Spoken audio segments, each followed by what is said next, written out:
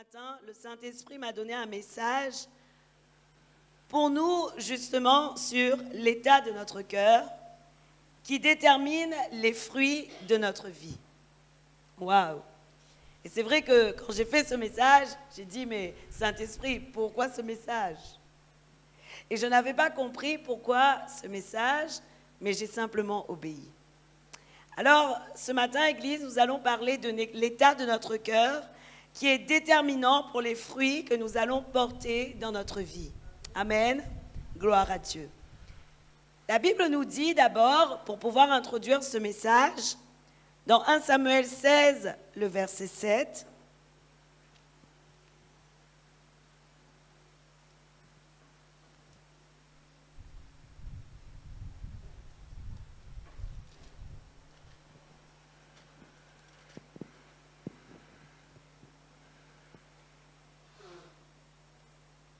la Bible dit, « Et l'Éternel dit à Samuel, « Ne prends point garde à son apparence et à la hauteur de sa taille, car je l'ai rejeté. L'Éternel ne considère pas ce que l'homme considère.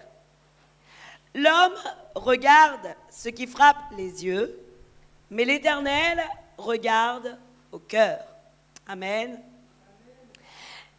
Au moment où Samuel était en train de chercher le roi qui allait remplacer Saül, Samuel voyait à l'apparence, mais Dieu a dit à Samuel, « Stop, ne regarde pas à l'apparence, parce que moi-même, je ne regarde pas à l'apparence, mais je regarde au cœur. » Et je vais vous dire quelque chose, Dieu ne regarde pas à la superficie de notre cœur, Dieu regarde dans la profondeur de notre cœur.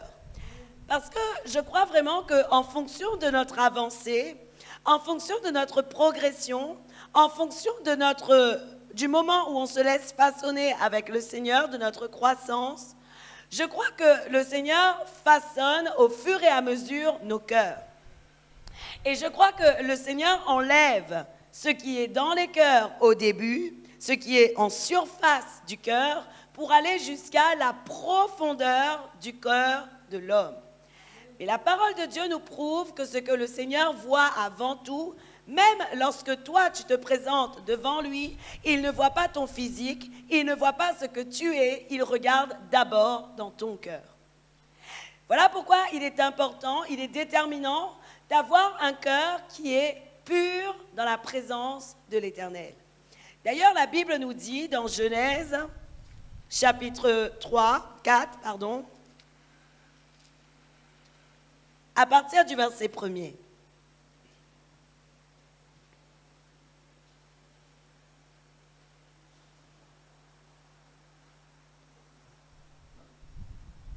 En parlant de Caïn et Abel.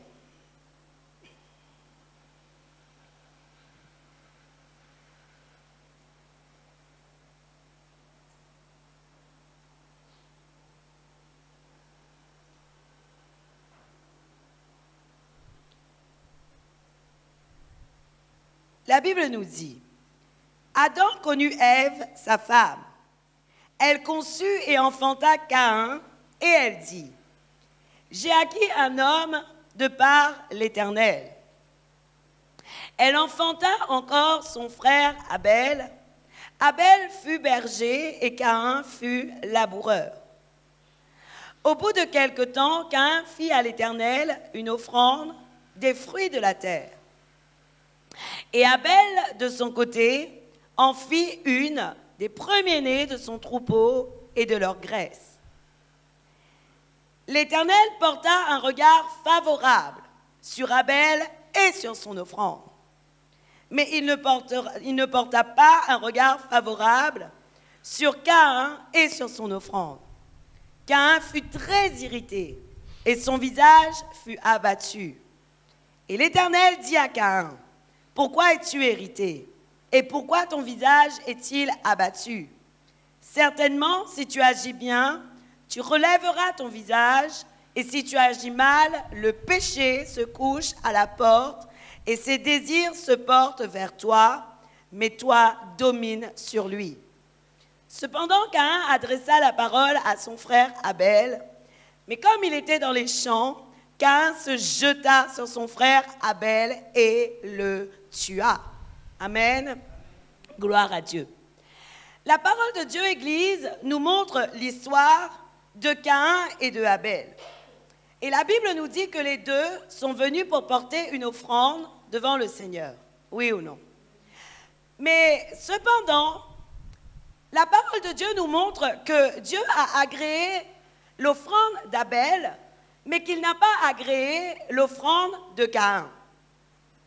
Mais si on regarde la parole de Dieu et si on se laisse vraiment conduire par le Saint-Esprit, la Bible nous révèle, et la révélation de cette parole réside dans le fait que Dieu n'a pas vu la nature de l'offrande avant. Dieu n'a pas regardé et Dieu n'a pas dit, parce que Caïn m'a offert des légumes et que Abel m'a offert un animal, je préfère l'animal plutôt que le légume et donc je vais agréer plutôt l'animal que le légume. Ce n'est pas dans ce sens qu'il faut que l'on voie la parole de Dieu.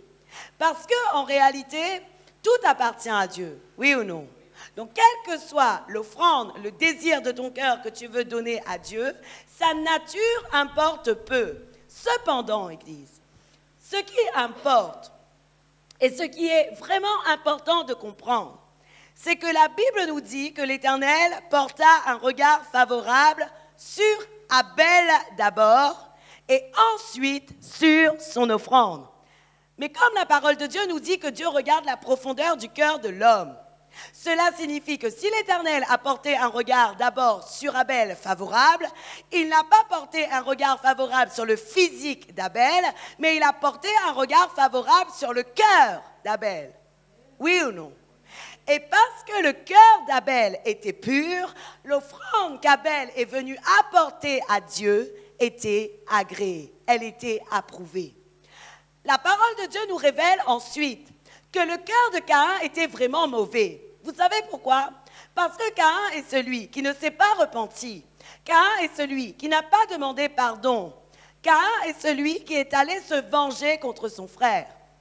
En gros, la parole de Dieu nous montre que Caïn a gardé le contact avec Abel. Il a continué à parler avec Abel. Mais dans la profondeur de son cœur, il y avait la jalousie et l'hypocrisie. Oui ou non? Et puisqu'il y avait de la jalousie et de l'hypocrisie dans la profondeur du cœur de Caïn, qu'est-ce que Caïn a fait? Lorsque les deux étaient seuls, Caïn a tué Abel. Ce qui veut dire, Église, qu'aujourd'hui, nous devons prendre conscience que si la profondeur de notre cœur est mauvaise, les fruits que nous allons porter seront automatiquement mauvais. Si la profondeur de notre cœur est mauvaise, l'offrande que nous allons apporter à Dieu sera automatiquement non agréée, non approuvée. Parce que le Seigneur ne voit pas d'abord à ton apparence. Tu as des beaux vêtements et tout le monde voit tes beaux vêtements. Tu es beau physiquement et tout le monde voit que tu es beau physiquement. Mais il y a quelqu'un qui voit autre chose que ce que nous voyons. Et cette personne, c'est le Seigneur. Le Seigneur va toujours regarder dans la profondeur de ton cœur.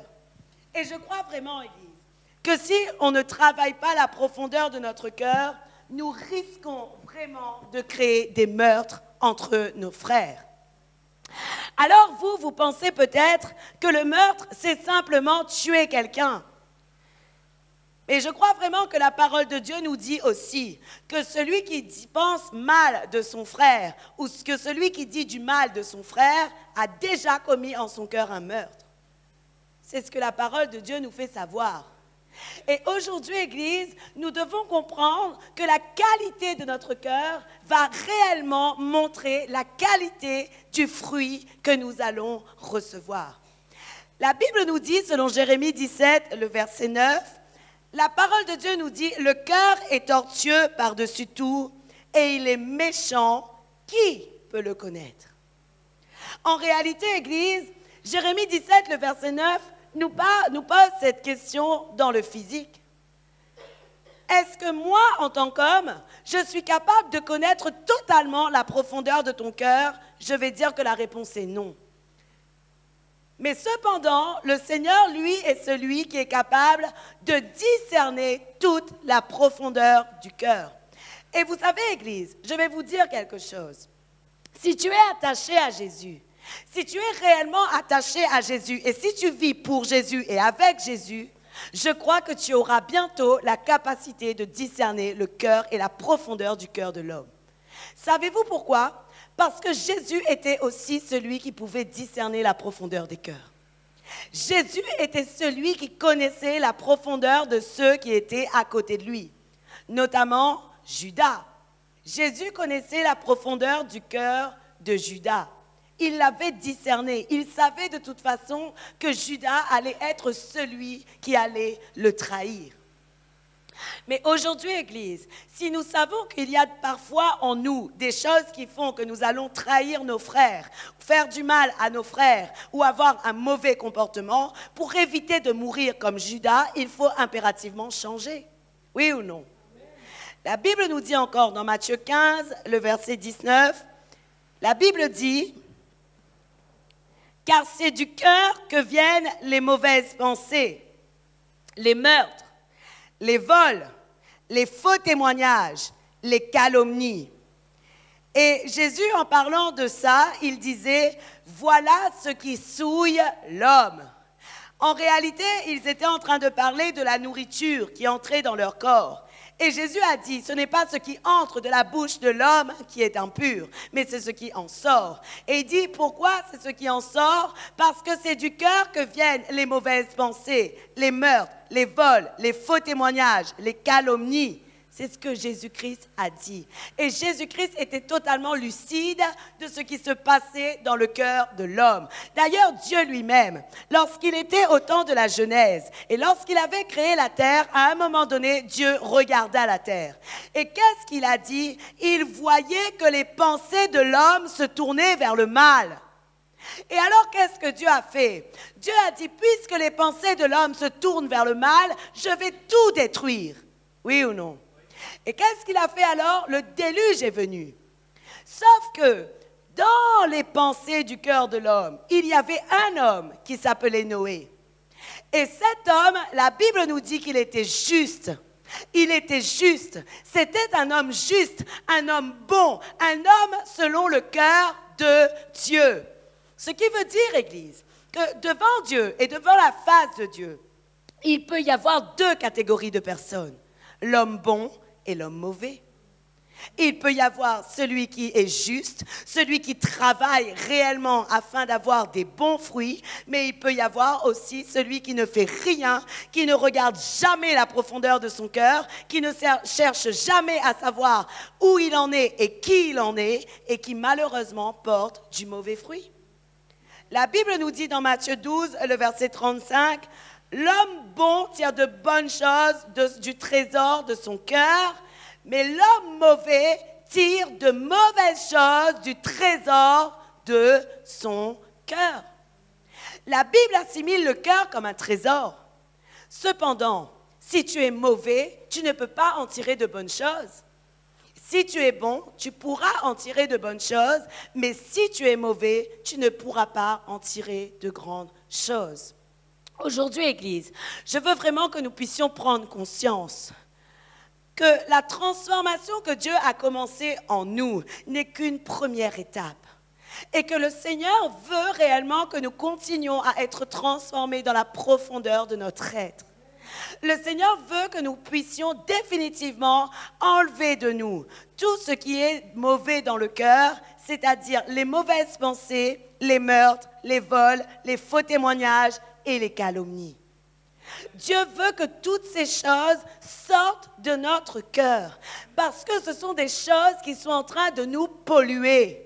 Je vous le dis à notre honte, les vols, les calomnies, les meurtres, les faux témoignages, les mensonges, les jalousies, la médisance et tout ce qui n'est pas de Dieu sont des choses qui nous polluent. Nous avons besoin de comprendre ces choses. Et même David, dans la profondeur de son cœur, il était pollué. La Bible nous parle dans 2 Samuel 11. à partir du verset 1er. Et vous allez voir ce qui a souillé David. Ce qui a souillé David, c'était les pensées mauvaises de son cœur. Il a commencé, il avait le cœur pur. Il avait un cœur pur. Il avait un cœur selon Dieu. Mais comme il a commencé à cultiver des pensées mauvaises, les pensées mauvaises de son cœur ont engendré de mauvais fruits. La Bible nous dit dans 2 Samuel 11, à partir du verset 1er. L'année suivante, au temps où le roi se mettait en campagne, David envoya Joab avec ses serviteurs et tout Israël pour détruire les fils d'Amnon et pour assiéger Rabat. Mais David resta à Jérusalem. Un soir, David se leva de sa couche. Et comme il se promenait sur le toit de la maison royale, il aperçut de là une femme qui se baignait et qui était très belle de figure. Le premier problème de David dans ce passage, David s'est mis auprès de sa fenêtre et il y avait une femme qui était là et qui venait se baigner trop proche de là où il était. Et le premier problème de David est que David a commencé à s'intéresser à cette femme. Qu'est-ce qui s'est passé alors? Des pensées ont commencé à envahir le cœur de David. Qu'est-ce qui s'est passé ensuite? La Bible dit, David fit demander qui était cette femme. Et on lui dit, n'est-ce pas Bathsheba, fille d'Eliam, femme d'Uri, le Hétien? Et David envoya des gens pour la chercher. Elle vint vers lui et il coucha avec elle. Après s'être purifiée de sa souillure, elle retourna dans sa maison. Cette femme devint enceinte et elle fit dire à David, « Je suis enceinte. » Alors David expédia cet ordre à Joab, « Envoie-moi Uri le Hétien. » Et Joab envoya Uri à David. Uri se rendit auprès de Dieu qui l'interrogea sur l'état de Joab, sur l'état du peuple et sur l'état de la guerre. Puis David dit à Uri, « Descends dans ta maison et lave tes pieds. » Uri sortit de la maison royale et il fut suivi d'un présent du roi. Mais Uri se coucha à la porte de la maison royale et avec tous les serviteurs de son maître, et il ne descendit point dans sa maison. On en informa David et on lui dit, « Uri n'est pas descendu dans sa maison. » Et David dit à Uri, « N'arrives-tu pas de voyage? Pourquoi n'es-tu pas descendu dans ta maison? » Uri répondit à David, « L'arche et Israël et Juda habitent sous des tentes. Mon seigneur Joab et les serviteurs de mon seigneur campent en rase campagne. Et moi, j'entrerai dans ma maison pour manger et boire et pour coucher avec ma femme. Aussi vrai que tu es vivant, que ton âme est vivante, je ne ferai point cela. » David dit à Uri, « Reste ici encore, et demain je te renverrai. » Et Uri resta à Jérusalem ce jour-là et le lendemain. David l'invita à manger et à boire en sa présence. Et il l'enivra, et le soir, Uri sortit pour se mettre sur sa couche avec les serviteurs de son maître. Mais il ne descendit point dans sa maison. Le lendemain matin, David écrivit une lettre à Joab et l'envoya par la main d'Uri.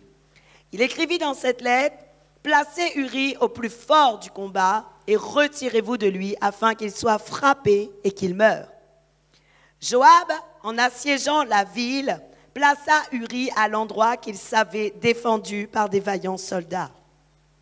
Les hommes de la ville furent une sortie et se battirent contre Joab.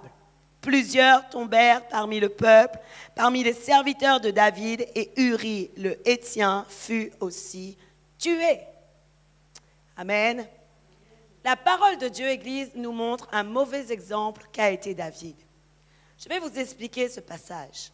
Ce qui s'est produit dans le cœur de David, c'est que David a commencé à être attiré par la femme d'un autre, c'est-à-dire la femme d'Uri. Qu'est-ce qui s'est passé? La pensée de son cœur est descendue et a commencé à travailler en lui. Mais ces mauvaises pensées, c'était des pensées d'adultère, oui ou non? Qu'est-ce que David a fait alors? David a consumé, il a connu la femme d'Uri. Après quoi, David ne s'est pas contenté de pouvoir coucher avec cette femme, puisqu'elle est devenue enceinte. Qu'est-ce qui s'est passé? David a continué à manigancer des mauvaises pensées contre Uri. Et alors, il était en train de se dire, mais comment je vais faire pour que ce que j'ai fait soit camouflé, que Uri connaisse sa femme, que Uri couche avec sa femme, afin qu'elle puisse dire qu'elle est enceinte par Uri. Mais si David n'arrivait pas à faire coucher Uri avec sa femme, David savait que le monde allait comprendre que c'était lui qui avait pris la femme de son fidèle soldat. À cause de ce déshonneur, David a commencé à comploter contre Uri. Il forçait Uri à aller coucher avec sa femme. Mais Uri, lui, il était un fidèle soldat. Il disait à David, comment je pourrais aller coucher avec ma femme alors que l'arche de Dieu n'est pas encore chez toi? Je veux aller la récupérer, moi. Qu'est-ce que David a fait ensuite? David a commencé à comploter contre Uri. Et il a dit à Joab, et ça c'est très grave, pour vous dire le vice qu'il y a eu dans la tête de David aujourd'hui. Voyez ce passage, Église, afin que vous compreniez que les mauvaises pensées de vos cœurs peuvent vous pousser à faire de grandes erreurs et de très mauvaises choses. La Bible nous dit que David, lui, il était en train de chercher un moyen de faire tuer Uri. Et vous savez ce qu'il a fait? Il a donné une lettre à l'attention de Joab et dans la main d'Uri. Uri a porté la lettre qui annonçait sa mort. Uri a porté la lettre qui annonçait sa propre mort vers Joab. Et Uri était tellement fidèle que Uri n'a pas ouvert cette lettre. Il ne savait pas en réalité que dans cette lettre, il était écrit Joab, mets Uri en avant afin que Uri soit mort. Il ne savait pas. Mais qu'est-ce qui s'est passé alors? Lorsque Joab a pris la lettre, il a mis Uri en avant. Et la Bible nous dit que Dieu a compté pour David ce meurtre parce que le complot est venu de David. Et Dieu a dit à David, c'est par toi et de la main d'Amnon que Uri est mort. Aujourd'hui, Église, nous devons comprendre ces choses.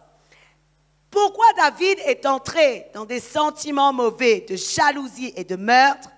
Parce que David est d'adultère et de meurtre, parce que David a commencé à avoir des mauvaises pensées dans son cœur. S'il avait vu la femme d'Uri et qu'il n'en avait rien fait, s'il avait dit à cette femme ou à ses serviteurs, pouvez-vous aller dire à cette femme d'aller se baigner ailleurs? Pensez-vous que David aurait créé et aurait eu un adultère? Non. Il avait le choix. Et dans notre cas, Église, nous avons toujours le choix de mener nos pensées bonnes ou des pensées mauvaises.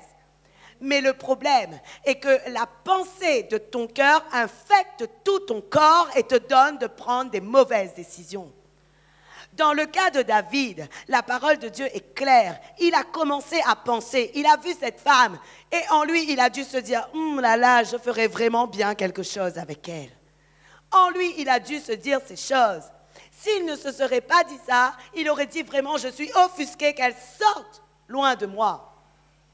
Et à ce moment-là, David n'aurait pas eu à comploter encore pour savoir comment se débarrasser des preuves, comment effacer les preuves du mal qui a été fait par moi. Aujourd'hui, Église, c'est malheureux de dire, mais le cœur de l'homme est aussi tortueux que celui de David. La plupart du temps, le cœur de l'homme est aussi tortueux que celui de David. Nous faisons de mauvaises choses, nous commettons des mauvaises choses et ensuite nous cherchons à les camoufler. Nous cherchons à les cacher. Nous cherchons en fait le mensonge. Nous utilisons le mensonge afin que personne ne sache que ça vient de nous. Et c'est très grave. C'est très grave parce que le moment est là où Dieu voit la profondeur de ton cœur. Le problème est que même si l'homme ne connaît pas ce que tu as fait, lui, Dieu, il a vu. Pensez-vous ensuite que David est allé se dénoncer et dire « c'est moi qui ai tué Uri » ? Jamais. Mais qu'est-ce qui s'est passé alors? Dieu a envoyé Nathan le prophète. Et Nathan le prophète est venu lui raconter une histoire.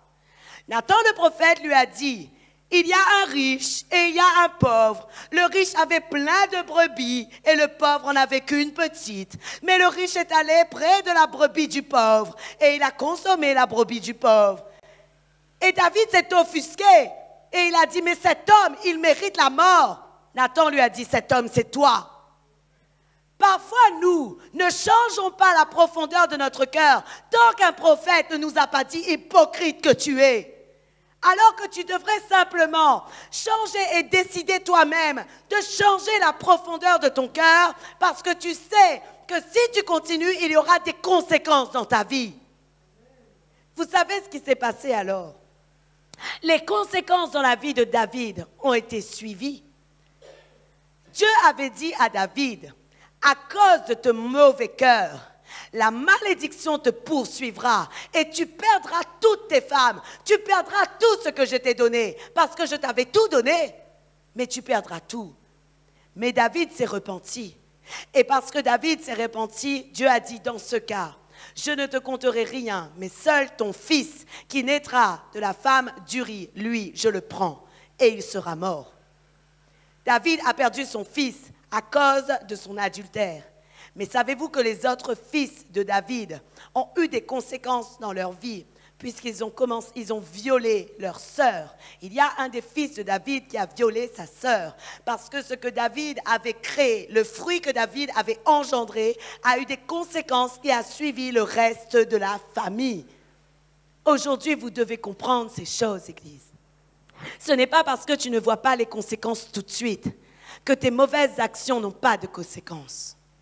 Ce n'est pas parce que tu ne dis pas les choses que Dieu ne voit pas la profondeur de ton cœur.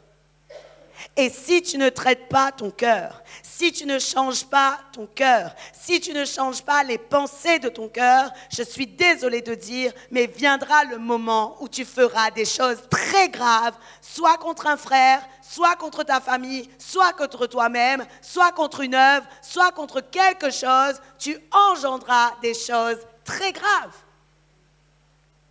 Aujourd'hui, vraiment, Église, nous ne devons pas mépriser ce que l'homme est capable de faire parce que Dieu a dit l'homme est tourné vers le mal.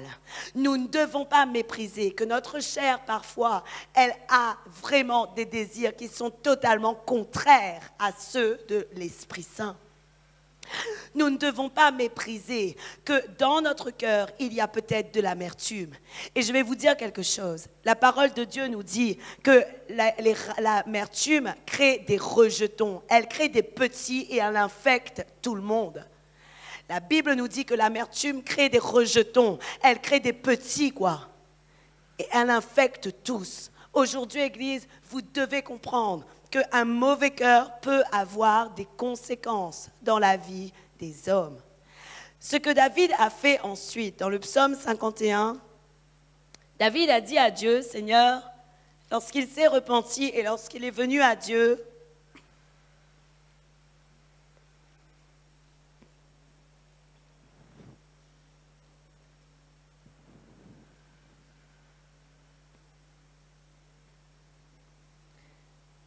la Bible dit, lorsque Nathan le prophète vint à lui, 51 à partir du verset 2.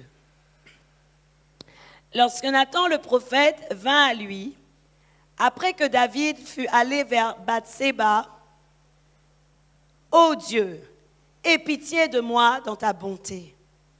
Selon ta grande miséricorde, efface mes transgressions. Lave-moi complètement de mon iniquité et purifie-moi de mon péché. Car je reconnais mes transgressions et mon péché est constamment devant moi. J'ai péché contre toi seul et j'ai fait ce qui est mal à tes yeux. En sorte que tu seras juste dans ta sentence, sans reproche dans ton jugement. J'aimerais m'arrêter un moment ici. Le verset 6 nous révèle quelque chose sur ce que nous faisons qui est mal contre quelqu'un. David n'a pas dit qu'il a péché contre les hommes, oui ou non? Mais David a dit dans le psaume 51, le verset 6, il a dit Dieu, j'ai péché contre toi seul. Ce qui veut dire, Église, que toutes les fois où tes actions mauvaises sont envoyées vers quelqu'un, un frère, un membre de ta famille ou quelqu'un d'autre, toutes les fois où il y a des actions que tu fais qui peuvent avoir des conséquences graves ou des conséquences quelconques sur la vie de quelqu'un, ce n'est pas contre ce frère que tu pèches, mais c'est contre Dieu seul. La parole de Dieu est claire. Et aujourd'hui, bien qu'il n'y aura pas de conséquences par rapport au frère à qui tu fais du mal, bien que le frère à qui tu fais du mal ne pourra jamais te rendre les coups parce que Uri n'a rien pu rendre à David puisqu'il était mort, malgré tout, la conséquence du péché de David était inscrite dans le livre de la vie. Et la conséquence du péché de David, s'il n'allait pas se repentir, l'aurait suivi et aurait créé des malédictions et des malédictions encore dans ta vie, dans sa vie. Aujourd'hui, j'ai quelque chose à te dire. Si tu complotes contre ton frère, si tu médites contre ton frère, si tu penses mal contre lui, tu es en train de pécher contre Dieu et les conséquences vont suivre. Les conséquences de cette action, de ces mauvaises choses, suivront automatiquement. Parce que dans le livre de Dieu, c'est écrit X a dit sur son frère telle chose. Et la Bible nous dit qu'il ne faut pas dire des mots « maudit soit mon frère ». Nous ne devons pas dire ces choses, Église. Amen. La parole de Dieu nous dit ensuite dans le verset 7, « Voici, je suis né dans l'iniquité, et ma mère m'a conçu dans le péché. Mais tu veux que la vérité soit au fond de mon cœur, fais donc pénétrer la sagesse au-dedans de moi. Purifie-moi avec l'hysope, et je serai pur. Lave-moi et je serai blanc que la neige, plus blanc que la neige. Annonce-moi l'allégresse et la joie, et les eaux que tu as brisées se réjouiront. Détourne ton regard de mes péchés, efface toutes mes iniquités. » Et le verset 12 nous dit, « Ô Dieu, crée en moi un cœur pur, renouvelle en moi un esprit bien disposé. » Amen. La Bible nous dit, Église, que David a reconnu que la profondeur de son cœur n'était pas bonne. Et comme il l'a reconnu, il a dit, Seigneur, mets en moi ta sagesse. Parce que la première chose pour que tu puisses lutter contre un mauvais cœur, c'est de recevoir la sagesse qui vient de Dieu. La première chose qui te permettra de lutter contre le mauvais cœur, contre les mauvaises pensées, c'est recevoir la sagesse qui vient de Dieu. Car la Bible dit que la sagesse de Dieu est pure, pacifique, douce et raisonnable. Ce qui veut dire, Église, que la première chose que tu dois faire afin que ton cœur soit pur, c'est d'avoir ce genre de sagesse. Beaucoup diront, mais comment avoir cette sagesse? Mais la parole de Dieu nous parle de comment recevoir cette sagesse. La Bible nous dit dans Jacques, si quelqu'un manque de sagesse, qu'il la demande à Dieu qui donne généreusement et avec abondance.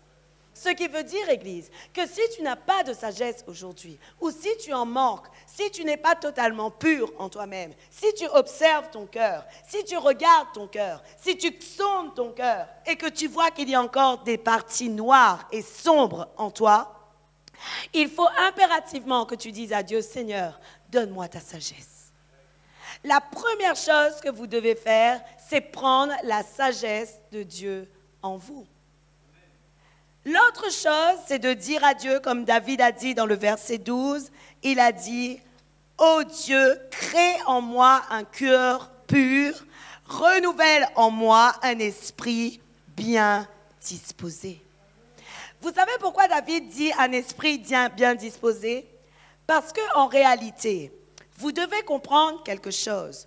L'endurcissement du cœur, selon la parole, engendre en nous que notre intelligence devienne totalement obscurcie.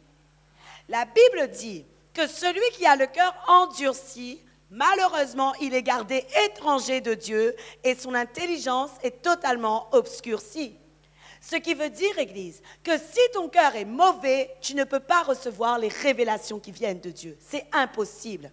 Dieu te donnera infiniment les miettes, mais les vraies révélations, la vraie profondeur qui vient de Dieu, tu ne la recevras jamais parce que ton cœur est endurci. À cause de l'endurcissement de ton cœur, tu ne peux pas recevoir des révélations qui viennent de la profondeur de la parole de Dieu qui est elle-même sagesse.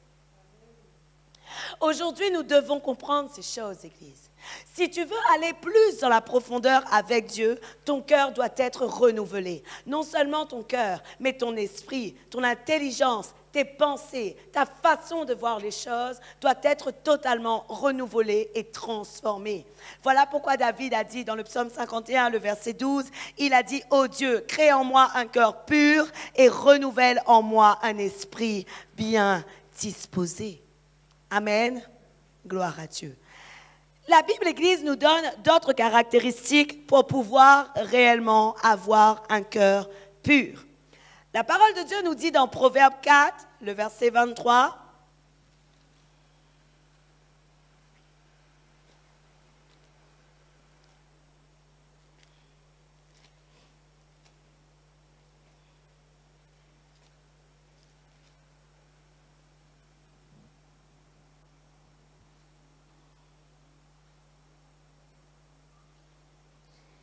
si vous regardez Proverbe 4, le titre du chapitre 4 s'appelle « La sagesse s'acquiert ». Et aujourd'hui, la sagesse, s'acquiert. Aujourd'hui, nous allons lire simplement le verset 23. La Bible nous dit « Garde ton cœur plus que toute autre chose, car de lui vienne la source de la vie. » Amen. La parole de Dieu nous dit « Garde ton cœur » ou encore « Veille sur ton cœur ». Regarde en ton cœur si réellement il y a des pensées pures ou non. Il y a un psaume qui dit « Sonde-moi, ô Dieu, et connais mon cœur. Éprouve-moi, Seigneur, et connais mes pensées. » Et dans ce psaume, il dit « Regarde si je suis sur des mauvaises voies. Et conduis-moi, Seigneur, dans toutes tes voies. » Mais la parole de Dieu nous dit que le psalmiste a dit à Dieu, « Seigneur, sonde-moi. » Mais aujourd'hui, je crois, Église, que lorsque la parole de Dieu dans Proverbe 4, le verset 23, nous dit « Garde ton cœur plus que toute autre chose », cela signifie que toi-même, tu dois dire « Est-ce que mon cœur est pur? Est-ce qu'aujourd'hui, mon cœur est disposé? Est-ce qu'aujourd'hui, dans mon cœur, j'ai des choses réellement qui ne font que glorifier Dieu? Est-ce qu'en moi, dans la profondeur de mon cœur, c'est pur? Aujourd'hui, Église, nous devons impérativement commencer à discerner ce qu'il y a dans la profondeur de notre cœur. Certains, dans la profondeur de leur cœur, il y a toutes sortes d'amertume. Certains, dans la profondeur de leur cœur, il y a toutes sortes de maux, de maladies, M-A-U-X, quand je dis maux. Certains, dans la profondeur de leur cœur, il y a toutes formes de jalousie, de médisance, de rivalité. Certains, dans la profondeur de leur cœur, il y a encore ces choses, Église. Et même si tu appartiens à Christ aujourd'hui, même si tu es de Dieu aujourd'hui, il se pourrait que le diable vienne te souffler des pensées impures. Si tu les attrapes et si tu les gardes en toi, malheureusement, ces pensées vont venir infecter ton cœur. Et parce que ces pensées vont venir infecter ton cœur, il y aura du mauvais fruit qui va sortir de toi. Voilà pourquoi la parole de Dieu nous dit, veille sur ton cœur plus que toute autre chose. Garde ton cœur plus que toute autre chose, car de lui viennent les sources de la vie. Ce qui veut dire que si ton cœur est impur, de lui viennent aussi les sources de la mort. A contrario, oui ou non?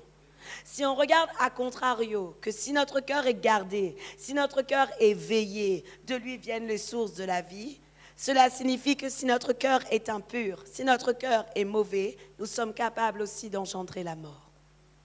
Et je peux vous dire aujourd'hui, si le Saint-Esprit ne transforme pas notre vie, si le Saint-Esprit ne transforme pas notre cœur, si ce n'est pas lui qui fait couler des fleuves d'eau vive en nous, en réalité l'homme est toujours mauvais. La nature de l'homme est tournée vers le mal et c'est ce que Dieu a dit. Et voilà pourquoi il est important de revêtir cette nouvelle nature que Jésus-Christ nous donne. Lorsque la Bible dit, dès que quelqu'un est en Christ, il est une nouvelle créature, cette nouvelle nature aussi se ressent dans nos caractères, dans notre comportement et dans notre façon d'agir. Et pour pouvoir garder notre cœur, il y a un remède infaillible qui te permettra de le garder, c'est en tout temps être dans la paix de Dieu. La Bible nous dit, selon Philippiens 4, le verset 6, 7 et 8. Écoutez bien ce que la parole de Dieu dit.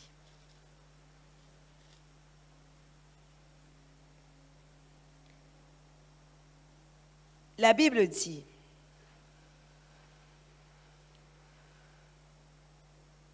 ne vous inquiétez de rien, mais en toute chose, faites connaître à Dieu vos besoins par des prières et des supplications avec des actions de grâce.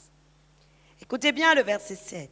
Il dit, « Et la paix de Dieu qui surpasse toute intelligence, c'est-à-dire qui surpasse tout ce qu'il peut avoir dans tes pensées, dans tes réflexions, dans ce que tu es en train de programmer en toi.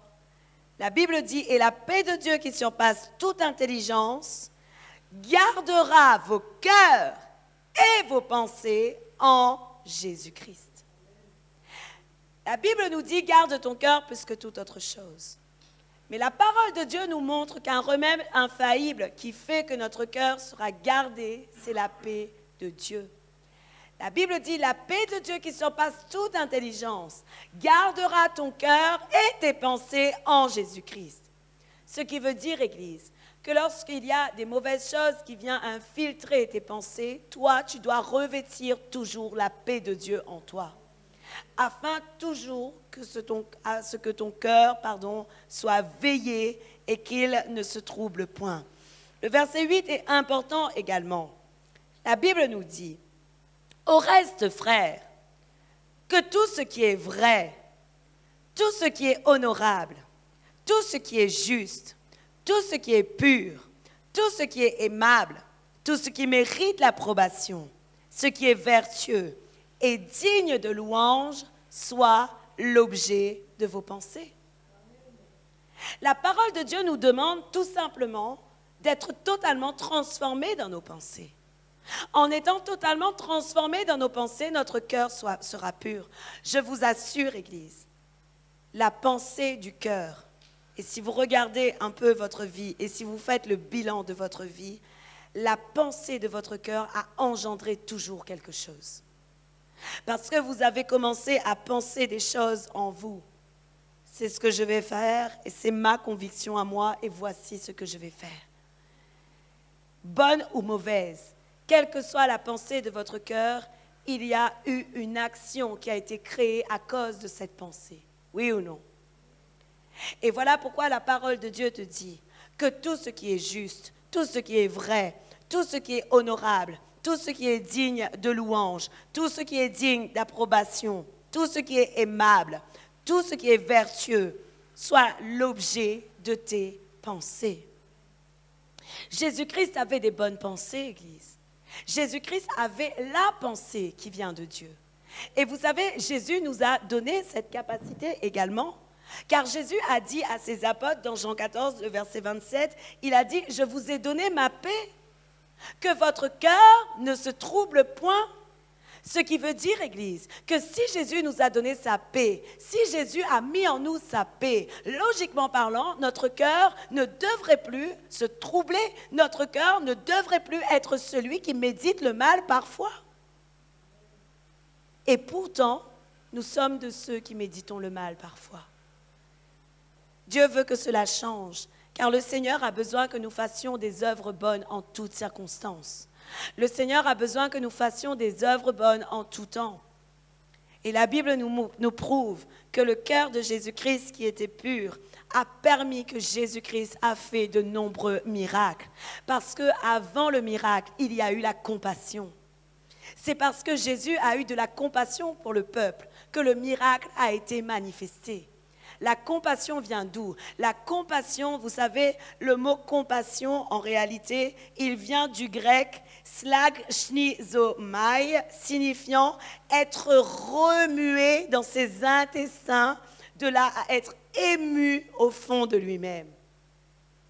La compassion, en réalité, c'est quelque chose de profond. C'est quelque chose qui sort de la profondeur de ton cœur et qui engendre une action. Autrement dit, la compassion de Jésus a engendré de l'amour pour celui qu'il voyait et son amour a engendré qu'il a réclamé le miracle, qu'il a réclamé la guérison et le miracle s'est fait. Aujourd'hui, Église, tu veux être dans la puissance de Dieu, commence à changer ton cœur. Parce que seulement en ayant un cœur changé et transformé, tu pourras recevoir la profondeur de la compassion comme Jésus. Et comme Jésus, tu pourras ensuite manifester la puissance de Dieu dans ta vie. Parce que Jésus, c'est de la profondeur de son cœur qu'est venue les délivrances. C'est de la profondeur de son cœur qu'est venue les guérisons. C'est de la profondeur de son cœur. Et quand vous regardez vraiment la parole de Dieu, tout ce que Jésus a fait, il l'a fait par compassion, il l'a fait par amour, il l'a fait parce que son cœur en lui l'empêchait de se détourner de celui qui était mal. Le problème aujourd'hui, Église, c'est que nous, parfois, notre cœur nous empêche de nous détourner de notre frère, mais pas pour les mêmes raisons. Parfois, notre cœur nous empêche de nous détourner de notre frère parce que nous sommes en train de médire et de comploter contre lui. Parce qu'en nous-mêmes, dans la profondeur de notre cœur, le frère est jamais assez bon pour toi. Et comme il est jamais assez bon pour toi, tu gardes les yeux fixés sur lui alors que Dieu te dit garde les yeux fixés sur Jésus. Et aujourd'hui, Église, il est temps de changer ta vision. Il est temps de changer tes pensées. Il est temps de changer tes intentions. Parce que les intentions du cœur peuvent aussi engendrer de mauvaises choses. Les intentions du cœur, où parfois tu dis, moi je vais faire payer ces choses, ou moi ils vont voir vraiment, ils vont voir comment je vais agir. Malheureusement, ces intentions sont mauvaises, elles ne viennent pas de Dieu. Car la Bible nous dit que nous devons avoir des pensées pures, honorables, dignes de louange et dignes d'approbation. Savez-vous pourquoi Dieu nous demande d'avoir un cœur pur? Parce que la recommandation de l'Éternel pour notre vie est de faire des actions bonnes. La Bible nous dit dans Luc 6, à partir du verset 27 à 36.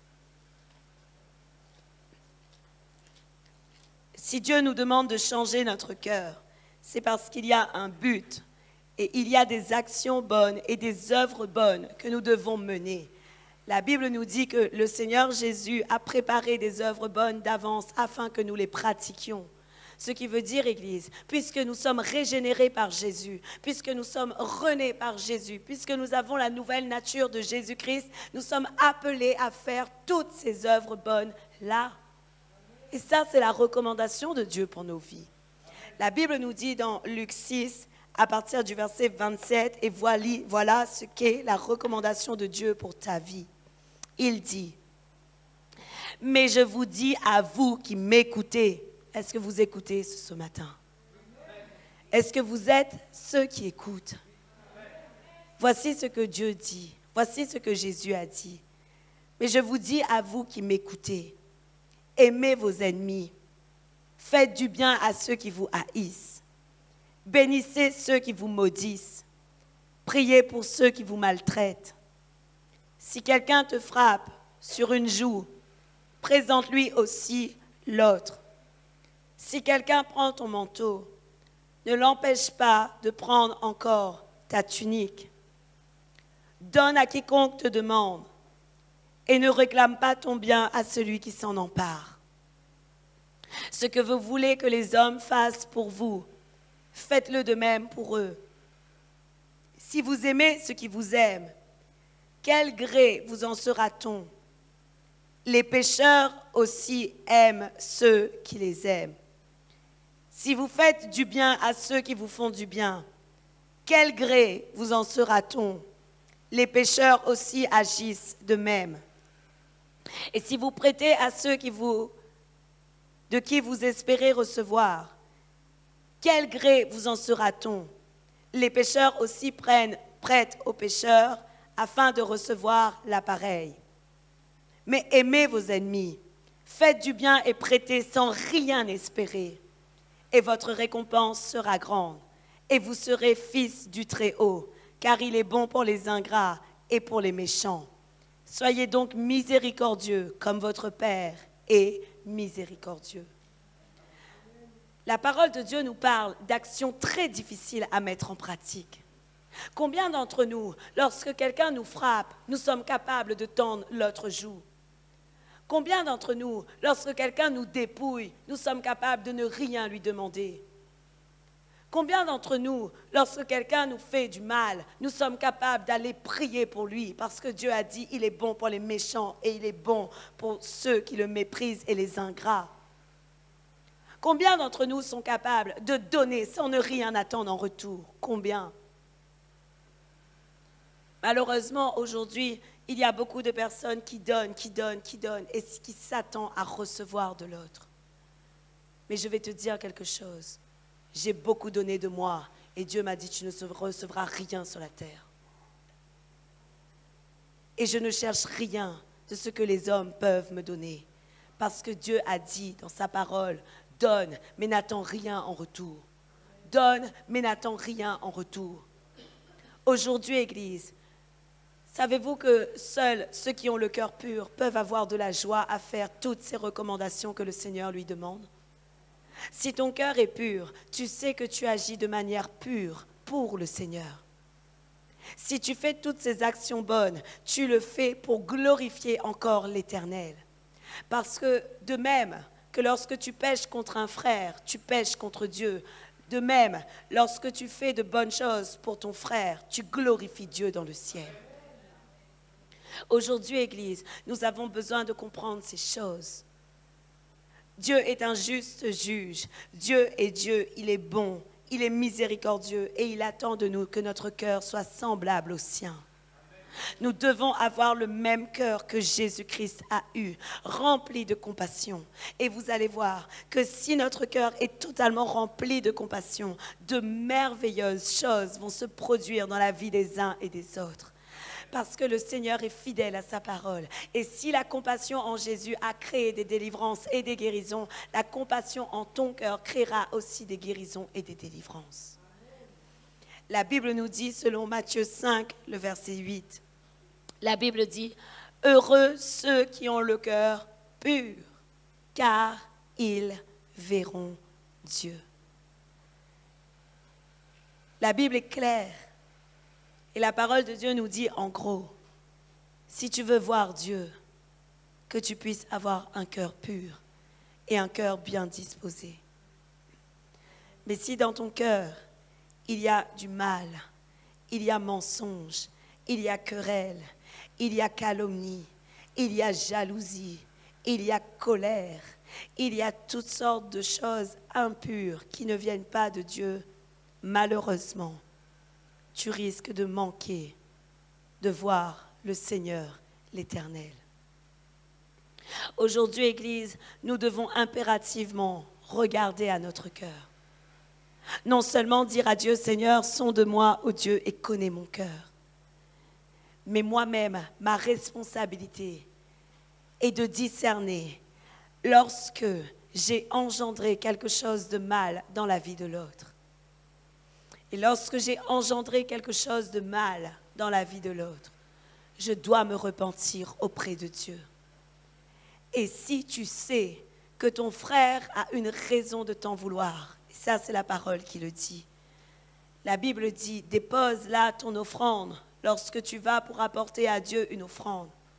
Va voir ton frère et demande-lui pardon. Il se peut qu'en toi, tu ne sais pas à qui tu as fait mal. Parce que parfois, la nature mauvaise est tellement prenante dans notre vie qu'on ne se rend même pas compte lorsqu'on fait du mal. Mais ce matin, le Seigneur te dit, sois attentif à ce que tu fais. Sois attentif aux fruits que tu portes. Sois attentif aux conséquences qui existent dans ta vie. Sois attentif afin de ne pas manquer à vérifier si ton cœur est pur ou impur. Et si ton cœur est impur, demande à Dieu de renouveler ton cœur. Demande à Dieu de transformer ton cœur. Demande à Dieu de changer la profondeur de ton cœur. Si tu te repens devant Dieu parce que tu ne sais pas à qui tu as fait mal, Dieu va agréer ce que tu fais. À condition vraiment que tu reconnaisses en toi-même, c'est vrai Seigneur, j'ai créé ça, j'ai fait ça, j'ai fait ça, j'ai fait ça, et je te demande pardon. La Bible nous dit, si nous confessons à Dieu nos péchés, il est fidèle et juste et il nous pardonne. Ce qui veut dire que Dieu attend de toi que tu confesses tes péchés. Alors, chez nous, il n'y a pas de confessionnal, parce que cette parole ne se sous-entend pas que tu ailles dire à un homme ou à une femme tes péchés. Ce n'est pas ça du tout. Mais confesser à Dieu ses péchés sous-entend que dans le secret de ta chambre, tu dois te mettre devant la face de Dieu et dire à Dieu, Seigneur, je reconnais que j'ai été méchante ou méchant avec cette personne.